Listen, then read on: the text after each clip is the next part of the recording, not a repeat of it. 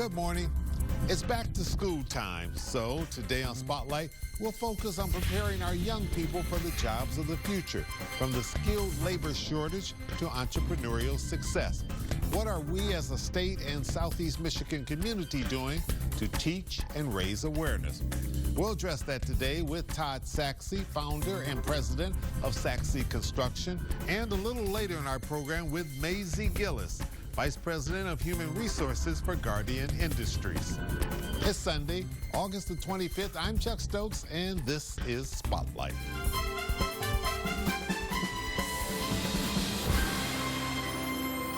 I would imagine that right now is a construction person's dream.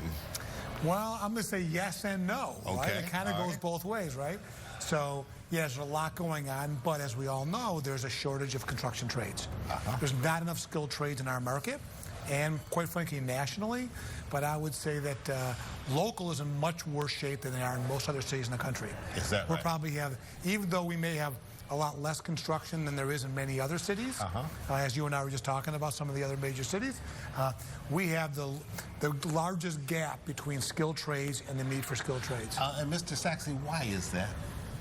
So a couple reasons, but I would say the number one reason dates back to 2008, 2009. You know, we lost so many of our skilled trades in the Great Recession. Many of them did one of two things. Either they left town, you know, they went to another city, and now it's been long enough that they've now made roots there, they have their jobs there, or they switched careers, and they got into a completely different career. And we've not done a very good job in this market, in many other markets, but particularly this market, about bringing up younger people into the trades. So now come 2019, or even go back to, 2014, 15, when we're really starting to get a lot of construction around here, there's just not enough skilled men and women to fulfill the needs of what we have here. So one, we have to groom people into the skilled trades, and two, we have to also try to attract some of those people perhaps who left to come back to this region. How do we fill in that gap? So a couple different ways. One, we're focused on the youth, because it's going to be very difficult to take I'll call it a middle age or somebody in their 30s or 40s who's got a different career and try to get them into the skilled trade. Right. Very Plus, difficult if they left to go somewhere and they're doing okay, they're going to say, why do I need to turn around and come back when I'm doing okay here? So we're really focused on the young men and women, particularly of Detroit. We put on an annual event every year called the Sachse Construction Academy. Just for example, we bring in 500 Detroit high school kids. We bring in 40 of our trade partners, and we introduce them to trades and say, here, if you're not interested in going to college to do this or that, and this is an area that you think you can do, then we show them how to be plumbers or carpenters or pipe fitters or whatever it may be. And these are good, well-paying jobs. Well, this isn't a knock on architects, but the average electrician makes more than an average architect. Is that right? Right? So, I'll call it a 15-year or 20-year architect is going to make less money than a 15-year. So you're talking six-figure salaries. Absolutely. Yeah. So they can make a great living, and it's transferable, right? So it's if you're a skilled tradesperson, you can take that job anywhere, both locally or regionally, whether the project is in Detroit or in Lansing or wherever it may be. You can transfer that skill to anywhere. Are you finding that young people are receptive to it if they get the message? Because I've interviewed, the CEOs of DTE Energy and others who will say, yeah, we're working with the Randolph School and other places in Detroit, trying to get young people to realize that these are good paying jobs. They're jobs in which you could be your own employer to a great extent. And it's a skill that once you learn it, you've got it for life. And we always need people with the skilled trades. So two parts of that. I want to kind of take them backwards. One, talked about the skill you have forever. It's one of the few skills that literally, if you think about it, through the not hundreds of years, but thousands of years, it still existed. We always need carpenters. We've needed carpenters for thousands of years, right? True. Right? I've been looking for one lately myself. Right, exactly. We need plumbers ever since plumbing was invented, indoor plumbing, and that hasn't changed, and it's not going to change. We're always going to need those skills. So that's going to be it's not something that's going to go away. And then your question was, are people interested? I'm going to say yes, and we need a lot more, I'll call it like this. We need a lot more, I'll call it from the public relations standpoint, from government.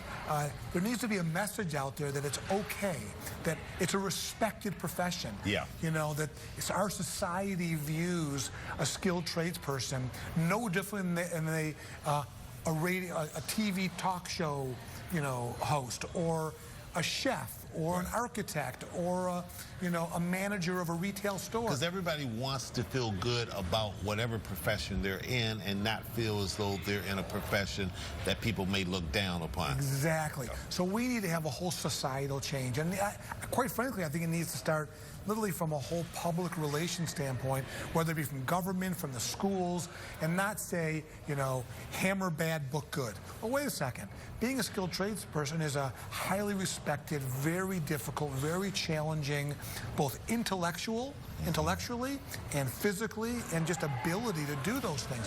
In any one of the skilled trades, I don't care if it's, you know, painting or pipe fitters or, you know, electricians, and we need to, as a society, embrace that, which is very different if you go overseas, whether you go to Australia or all the European countries. Skilled trades, men and women, are equally respected as any other profession.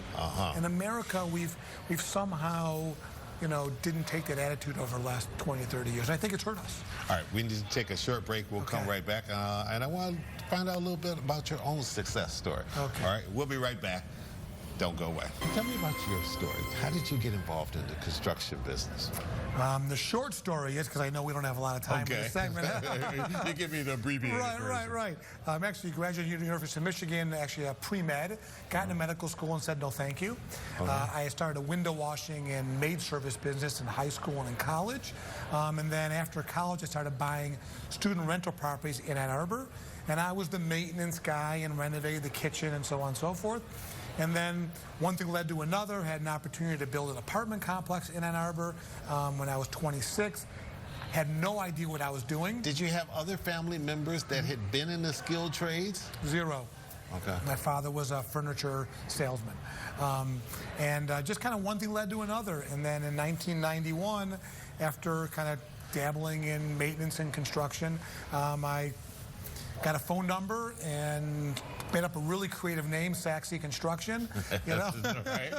Rhymes with taxi. Right, exactly. Rented a 10-foot by 10-foot office in somebody else's office and tried to convince somebody to hire me to build them something. It's just kind of been organic over the years, and been blessed with the two most important things, which is great team members and great clients, and put those two things together, and, you know, over 28 years, you know, kind of been evolved. You've done small, you've done medium size, you've done large. Right? Yeah, we kind of jokingly say we'll build anything from 100 to 100. You know, from $100 to $100 million or more. And we work throughout U.S. and Canada. We're licensed in all 50 states and all of Canada. And actually, about half our work is outside the state of Michigan, and half of it's here in southeastern Michigan. And we do all types of commercial work: office buildings, shopping centers, banks, restaurants, hotels, apartment buildings, tenant improvement, kind of a lot of different things. As you look at what's going on here in southeast Michigan, across the state, because just was in Grand Rapids a few days ago. They're doing a lot of building in downtown Grand Rapids as well. But other cities that we've discussed off record that are really building, there's sort of this race and this battle between who can build the most and who can have the best skyscraper and around. Are you optimistic about where construction business is headed, and particularly in this city? So I'm very optimistic about it, both locally and nationally. I'm a big believer in it. That, you know, again, as we talked earlier about it being a profession that people thrive, but it's also never going to stop. The construction industry is always going to be there, because we're always reinventing ourselves, whether it be our interior spaces or our buildings or our needs. Right. And as industries change, whether it be retail or industrial or healthcare or higher ed, we're always evolving and changing, and we need to, and the construction industry needs to keep up with that and be there to support all the other businesses and industries in our country and our world in order to keep things efficient.